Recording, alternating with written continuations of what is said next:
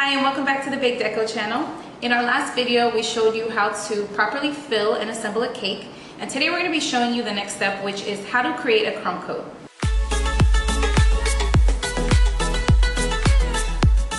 A crumb coat is a very important step in cake decorating.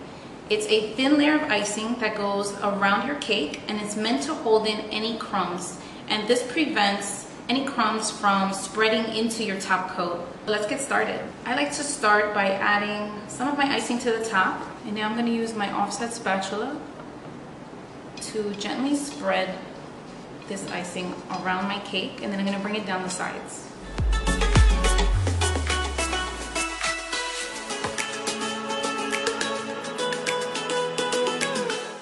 And now I'm just going to continue until my whole cake is covered.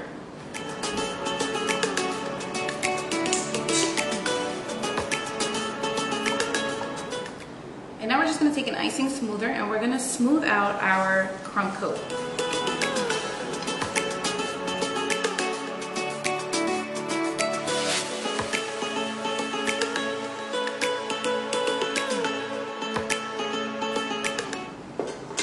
Let this chill in your fridge for about an hour or 20 minutes.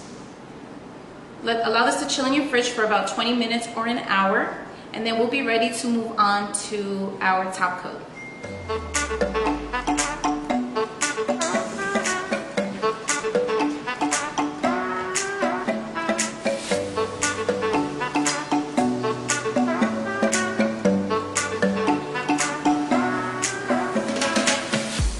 And that is how to create a crumb coat. Now we're going to allow this to chill for a minimum of 20 minutes to an hour, and then we'll be ready to create our top coat.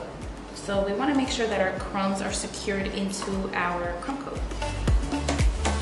And you're going to be able to see all of the crumbs in your icing as you spread the crumb coat over the cake.